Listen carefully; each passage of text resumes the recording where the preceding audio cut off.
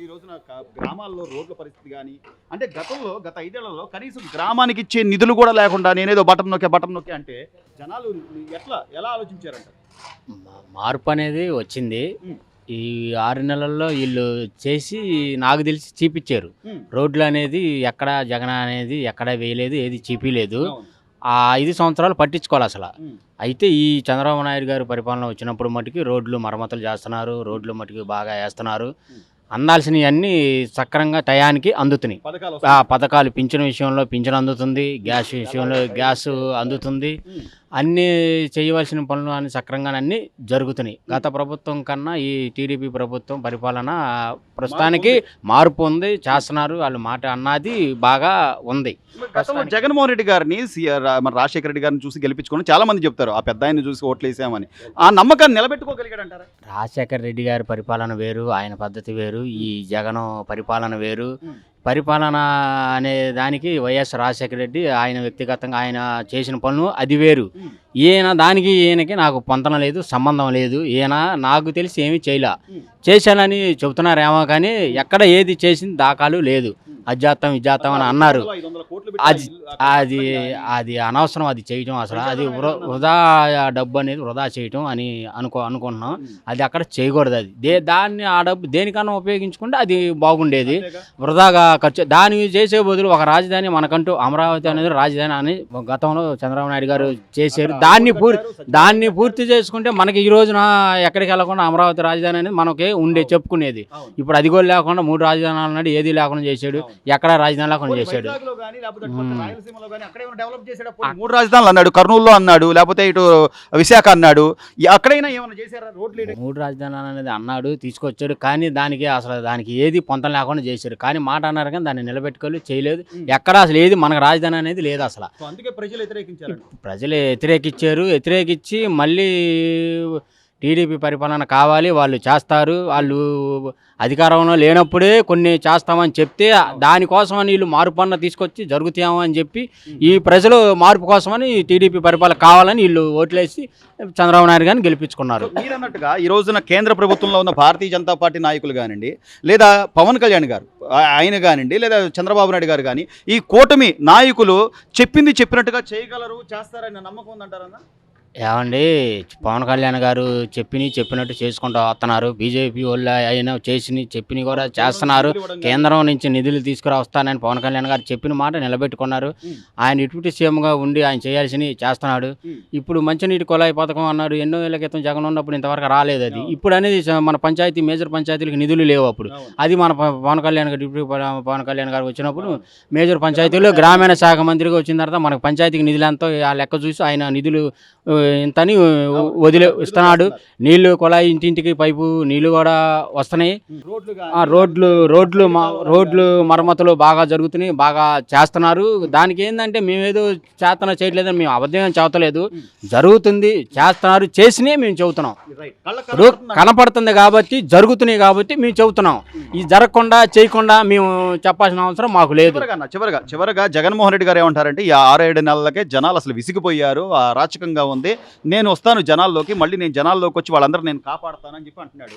సీఎంగా ఉన్నప్పుడు ఏనాడైనా వచ్చాడు ఆ వ్యక్తి, లేకపోతే ఇప్పుడు రావడానికి కారణం ఏంటి? సీఎంగా ఉండి 5 సంవత్సరాలు ఏమీ చేయకుండా ఆయన ఏదేదో చేసి మభ్యపెట్టి ఆ బటన్ నొక్కి అయ్యే చేసుకున్నాడు. కానీ ఒక అభివృద్ధి, ఒక సీసీ రోడ్డు, ఒక ఏదన్నా కానీ ఆయన చేసిందంటూ ఏమీ లేదు చెప్పుకోవటానికి. ఒక ప్రాజెక్టు కానీ పూర్తి చేయలే, ఏది సీసీ రోడ్డు ఏదీ లేదు. ఆయన 5 సంవత్సరాలు ముఖ్యమంత్రి బటన్ నొక్కుంటే ఉపయోగం ఏముంది? ప్రజలకు ఏదో అది చేశాను అన్నారు. అది డబ్బు ఇస్తే మంచిది కాదు కదా. ఇప్పుడు సైడ్ కాలువలు కానీ ఏదన్నా కాలువలు కానీ ఇప్పుడు ఏంది జరుగుతున్నాయి, అవన్నీ చేస్తున్నారు, వాళ్ళు చూపిస్తున్నారు, కలరా జరుగుతుంది మాకు, మేము చూసాం. ఇది పరిపాలన అంటే పద్ధతి. అంటే వీళ్ళు చెప్పినట్టుగా చేసి చూపిస్తున్నారు. వీళ్ళు జనాలైతే జగన్ ఎన్ని చెప్పినా నమ్మరు. లేదా రోజా గారో లేదా అంబటి రాంబాబు వీళ్ళందరూ ఏదో ఒకటి చెప్పేస్తే జనాలు నమ్ముతారంటావా? నమ్మరేఖ 6-7 నెలల నుంచి చూస్తున్నాం కూటమి ప్రభుత్వం అధికారంలోకి వచ్చిన తర్వాత పరిస్థితులు ఎలా ఉంది అంటే రోడ్లు కానీ గ్రామ స్థాయిలో అసలు ఎలా ఉందండి? బాగా చేస్తున్నారు. బాగా చేస్తున్నారు. ఏంటి ఏం గమనించారు మీరు? ఏం గమనించినా అంతకుముందు రోడ్లు లేవు, గోతులు ఆడబడితే ఆడ తెనాలి పోవాలంటే గంట పట్టేది. ఇప్పుడు మామూలుగా 20 నిమిషాలు వెళ్ళిపోతున్నాం. మరి అసలు ఏమి చేయట్లేదు, అంతా అరాచకంగా ఉంది, ప్రజలంతా విసిగిపోయి ఉన్నారు. అసలు 6 నెలలకి అని చెప్పి అంటున్నాడు. లేదు, ఎవరు అంది? జగన్ గారు. జగన్ గారు గట్టిగా మాట్లాడమాను, గట్టి మాట్లాడితే తెలిసిద్ది. అంతేగా, నంగి మాట మాట్లాడతాం ఎందుకు? అంతేనా? అంతే. ప్రజలు నమ్ముతారంట ఎట్లా నమ్ముతారు? నమ్మకం లేదు, నమ్మకం లేదు, లేదు. ఈరోజు పెన్షన్లని కానీ లేకపోతే అన్నా క్యాంటీన్లు లేదా ఇసుక ఉచితం చేశారు, గ్యాస్ బండ్లు ఇస్తున్నారు, అన్ని చెప్పినట్టు చేస్తున్నారంట. చేస్తున్నారు, ఏం కొరత లేదు. గ్యాస్ తీసుకున్నాము, గ్యాస్ డబ్బులు 3వ రోజే పడిపోతున్నాయి. టైంకి వస్తుంది అయితే టైం పెద్దవాళ్ళ పెన్షన్లు టైంకి వచ్చేస్తున్నాయి. అంటే పెంచుతారు లేదా ఒకేసారి 1000 రూపాయలు పెరిగి ఒకసారి 1000 రూపాయలు పెంచి 3000 రూపాయలు ఇచ్చారండి ఫస్ట్ లో. అక్కడ నుంచి 1000 రూపాయలు పెంచి 4000 కాడికి ఇచ్చేస్తున్నాడు. సో చంద్రబాబు నాయుడు చెప్పినట్టు చేస్తున్నాడు. మరి ఈ రోజా గారో లేకపోతే అంబటి రాంబాబు గారు వీళ్ళు అసలు పదే పదే బురద చల్లుదామంటే వాళ్ళు ఏమైనా చేశారా బాబాయ్ గతంలో? ఏం చేశారు? ఇది చేసామని చెప్పమాను. అమరావతి కానీ లేదా పోలవరం అని కానీ అన్ని గారు జలవనరుల శాఖ మంత్రి చేశాడు ఆయన. ఏమైనా పోలవరం పూర్తి చేశాడు ఆయన? ఏమి లేదు. 3 రాజధానులు ఏడా లేకుండా చేసాడు. అది సో జనాలు ఆలోచించి చేశారంట ఓట్లు. అదే జనం మొన్న ఆలోచించే వేసింది. ఆలోచించకపోతే ఇన్ని ఓట్లు ఎట్ట పడతాయి?